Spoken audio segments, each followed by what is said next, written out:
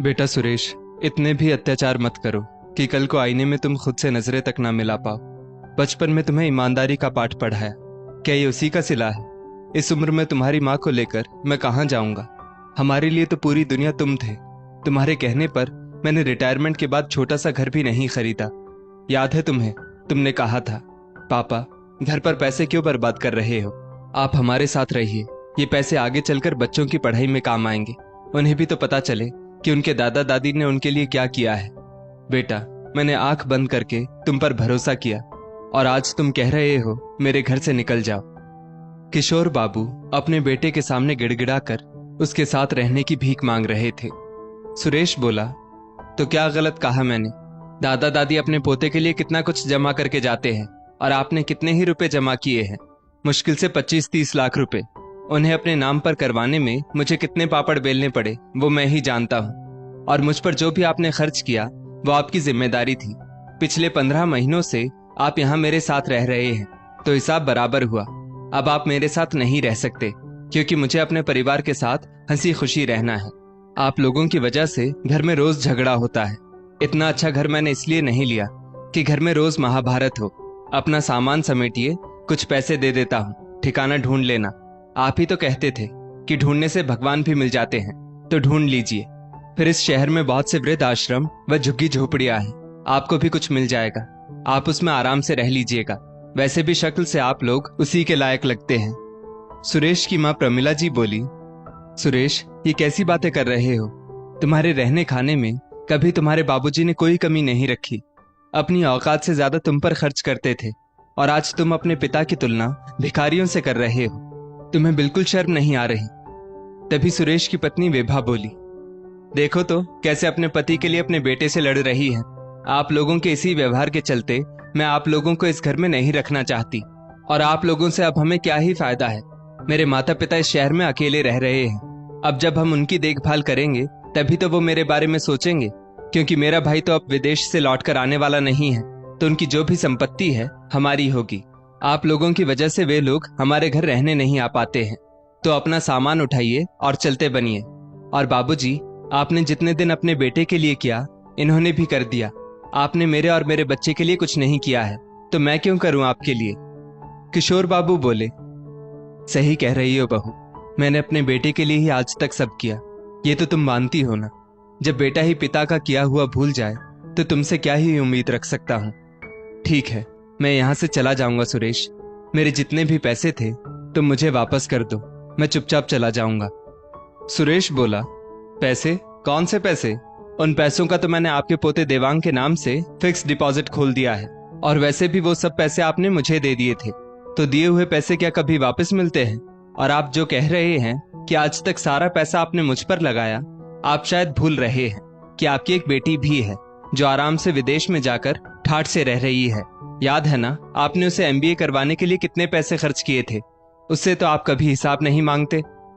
किशोर बाबू बोले, बेटा उसे पढ़ाने में खर्च किया था, फिर उसकी शादी में तो 1 रुपया भी उसके ससुराल वालों ने दहेज नहीं लिया। अब अगर वो कमा रही है तो अपने बलबूते पर कमा रही है, और विवाह के बाद उसने कभी भी मुझसे कुछ नहीं मांगा।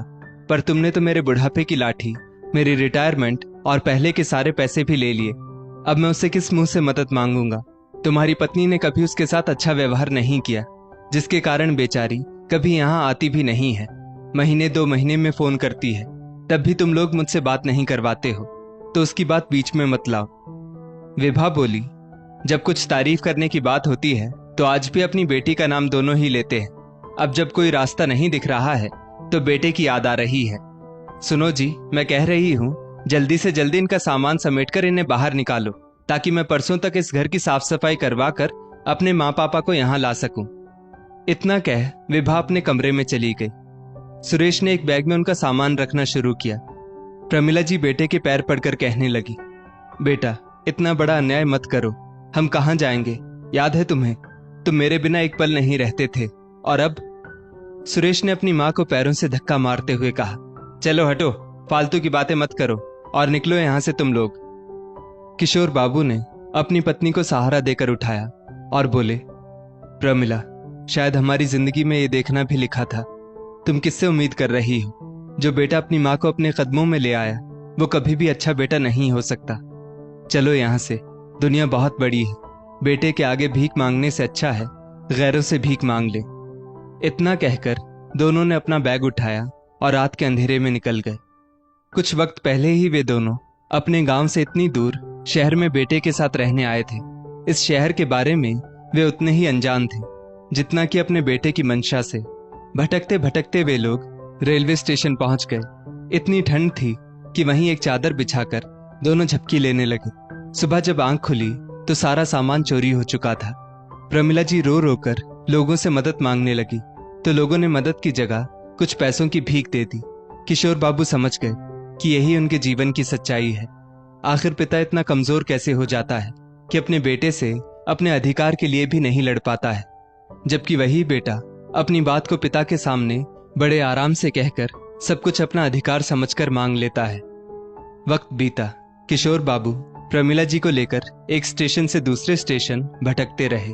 दिनों दिन प्रमिला जी की हालत खराब होती चली गई। एक दिन प्रमिला जी ठंड से ठिठुर रही थी। किशोर बाबू के पास जो भी फटे पुराने कपड़े थे उससे वो उन्हें ढक रहे थे।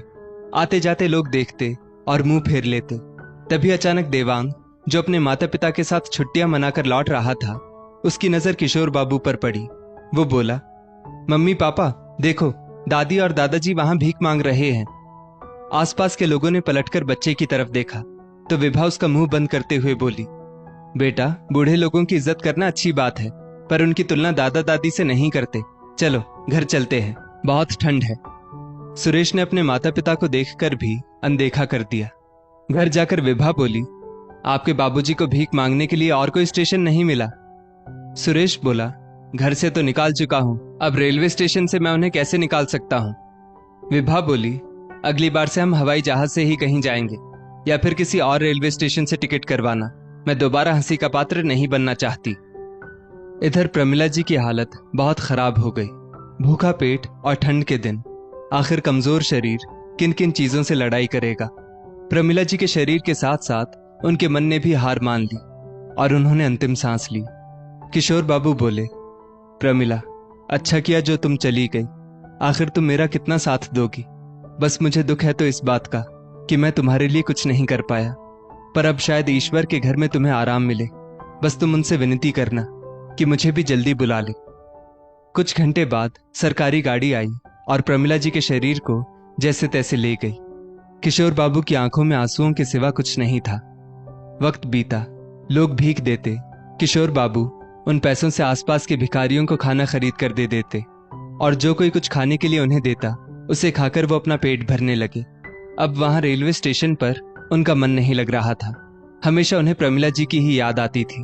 उन्होंने वो रेलवे स्टेशन छोड़ दिया और भटकते भटकते एयरपोर्ट के आसपास के रास्तों पर बैठने लगे। करीब 3 महीनों बाद एक विदेशी पर्यटक किशोर बाबू से बातें करने लगा और उनके बारे में जानने लगा तो किशोर बाबू बोले, क्या लेकर आया था और क्या लेकर जाऊंगा। जिसके लिए सब कुछ गवाया उसने हाथ में कटोरा थमाया और किशोर बाबू उस विदेशी पर्यटक को बताने लगे कि कैसे उन्होंने अपने जीवन की सारी जमा पूंजी विश्वास करके अपने बेटे के हाथ में सौंप दी और उनके बेटे बहू ने कैसे उनके साथ छल किया। विदेशी पर्यटक किशोर बाबू की वीडियो बना रहा था। किशोर बाबू की आंखों में आंसू थे। वो कह रहे थे, मैं दुनिया के हर माँ बाप से अनुरोध करूंगा कि कभी जीते जी अपनी जमा पूंजी अपने बच्चों के नाम ना करें, चाहे बच्चे कितने भी अच्छे हों। लालच इतनी बुरी बला है कि कब अपनों को पराया कर दे कोई नहीं जानता। एक रोज विभा के पिता शर्मा जी, जो उसके साथ ही रहते थे, फोन पर कुछ देख रहे थे। अचानक से किशोर बाबू की वीडियो देखकर वो हैरान हो गए और उन्होंने आवाज लगाई, विभा, ओ विभा, इधर आ। विभा के साथ सुरेश भी भागा भागा वहां आया। हाँ पापा, क्या हुआ, कुछ चाहिए क्या? शर्मा जी बोले, छी छी, तुम जैसी औलाद से अच्छा इंसान बेऔलाद रहे। तुम इतनी नीचे गिर जाओगी मैंने कभी नहीं सोचा था। तभी विभा की माँ वहां आई और उन्होंने पूछा, क्या हुआ, आप बेटी दामाद से ऐसे कैसे बात कर सकते हैं? शर्मा जी ने वीडियो दिखाई और बोले, देख लो, जिसने अपने सास ससुर के साथ ये सब किया हो वो अपने माँ बाप को छोड़ेगी? और दामाद जी आपको तो चुल्लू भर पानी में डूब मरना चाहिए। अरे अपने माँ बाप को भिखारी की तरह बाहर भटका रहे हो और हमें अपने घर में रख रहे हो। इसका मतलब है आपके मन में जरूर कुछ चालाकी चल रही है। भूल जाओ, मैं किशोर बाबू नहीं हूं। मैंने पहले ही अपनी सारी संपत्ति अपने पोते के नाम कर दी है। विभा बोली, पापा आप ऐसा कैसे कर सकते हैं? आपकी संपत्ति में मेरा भी हिस्सा है, फिर आप सब कुछ अपने पोते को कैसे दे सकते हैं? अरे कम से कम अपने नाती के बारे में तो सोचते। और इतने महीनों से आप मेरे साथ रह रहे हैं, एक बार भी आपने चर्चा नहीं की। फालतू में हम अपने पैसे और समय आप पर खर्च किए जा रहे हैं। विभा की मां ने एक जोर का थप्पड़ विभा को लगाया और बोली, तेरी हिम्मत कैसे हुई मेरे पति से ऐसे बात करने की? इसका मतलब तुम दोनों लालच में हमें यहाँ लेकर आए थे। अरे जो अपने माँ बाप के लिए कुछ नहीं कर सका, वो अपने सास ससुर के लिए क्या करेगा? चलो जी, इस घर में रहकर हम पाप के भागीदार नहीं बनेंगे। जो बेटा अपने माँ बाप का ना हुआ, वो हमारा क्या होगा? इतना कहकर उन दोनों ने अपना सामान समेटा और अपने घर चले गए। शर्मा जी अपनी पत्नी से बोले, हमारी बेटी ने जो पाप किया है उसके जिम्मेदार कहीं ना कहीं हम भी हैं। चलो अब उस भूल को ठीक करते हैं। इतना कहकर दोनों एयरपोर्ट के रास्ते पर किशोर बाबू को ढूंढने लगे। घंटे भर बाद उन्हें किशोर बाबू मिले। उनसे विनती करके हाथ जोड़कर अपनी बेटी की तरफ से माफी मांगी और फिर उन्हें अपने घर लेकर आए। पहले उन्हें नहला धुलाकर भरपेट खाना खिलाया। उसके बाद सारी बात पता चली। किशोर बाबू अपनी पत्नी के लिए रो रो कर बताने लगे कि कैसे वो बेचारी भूखी प्यासी इस दुनिया से चली गई। शर्मा जी ने तुरंत किशोर बाबू की बेटी को फोन लगाया और उसकी किशोर बाबू से बात करवाई। बेटी की आवाज सुनकर वो फपक फपक कर रोने लगे।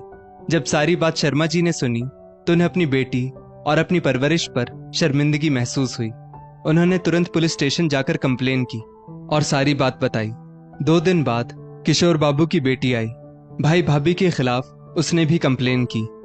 सुरेश को जब नोटिस मिला तो वो विभा से बोला, तुम्हारे माँ बाप को यहाँ रखने का फायदा तो नहीं हुआ, उल्टा मेरा नुकसान हुआ। बहन भाई आमने सामने हुए तो विभा ने अपनी ननद और अपने माँ बाप से कहा, मैं चुप नहीं रहूंगी, गिन गिन कर बदला लूंगी। सुरेश की बहन ने जोर का तमाचा विभा को जड़ दिया और बोली, बेशर्म औरत, मेरी माँ मर गई, तुमने मुझे खबर नहीं दी। तुमने मेरे माँ बाप को घर से बेघर कर दिया, उनके सारे पैसे ले लिए और उसके बाद भी अपशब्द कह रही हो। अरे तुम तो नारी जाति पर कलंक हो और ये मेरा भाई कहलाने के लायक नहीं है। ऐसे जोरू के गुलाम को तो चौराहे पर खड़ा करके कोड़े मारने चाहिए। जिस माँ बाप ने इसके हाथ में कलम पकड़ाई, इसने उनके हाथ में भीख मांगने का कटोरा पकड़ा दिया। याद रखो, तुम लोगों ने जो मेरे माँ बाप के साथ किया है उससे बुरा तुम्हारे साथ होगा। बस ये देख लो कि तुम्हारे हाथ क्या आया, ना माँ बाप की संपत्ति, ना तुम्हारे माँ बाप, ना मेरे माँ बाप का आशीर्वाद। तुम लोगों का हाथ तो खाली का खाली है। पुलिस ने सुरेश को जेल में डाला और खूब अच्छे से कुटाई की। सुरेश को अपने पिता के सारे पैसे लौटाने पड़े। एक दिन किशोर बाबू की बेटी उनसे बोली, पापा अब आप यहाँ नहीं रहेंगे, आप मेरे साथ चलिए।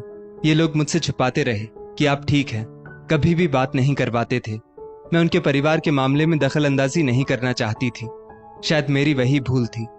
2 दिन बाद आप मेरे साथ चलेंगे। किशोर बाबू की आंखों में अब संतोष था। उन्हें जो भी पैसे मिले उन्होंने वृद्ध आश्रम के नाम कर दिए। अगले दिन किशोर बाबू बेटी से बोले, बेटा आज मुझे अच्छे से खाना खिला दो, तुम्हारी माँ की बहुत याद आ रही है और भूख भी लग रही है, मैं खाकर थोड़ा आराम करना चाहता हूँ। बेटी ने अपने हाथों से पिता को खाना खिलाया और उन्हें सुला दिया, पर उसे क्या पता था कि अगली सुबह उसके पिता जागेंगे ही नहीं। जब उनकी मृत्यु की खबर शर्मा जी को लगी, उन्हें बहुत दुख हुआ। उन्होंने कहा, बेचारे इसी दुख में चले गए कि आखिर उन्हें सब कुछ मिला, पर उनकी पत्नी ने जो दर्द सहा वो किसकी वजह से? अपने बेटे की वजह से।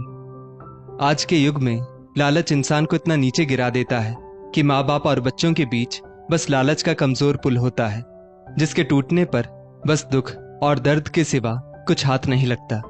बहन ने अपने भाई से, शर्मा जी ने अपनी बेटी से हर रिश्ते को तोड़ दिया। तब जाकर उनको एहसास हुआ कि उन्होंने क्या पाया और क्या खोया। दोस्तों, इस स्टोरी को लेकर आपकी क्या राय है? नीचे कमेंट करके जरूर बताइएगा और ऐसी ही और भी बेहतरीन वीडियोस के लिए हमारा पेज जरूर फॉलो करें। धन्यवाद।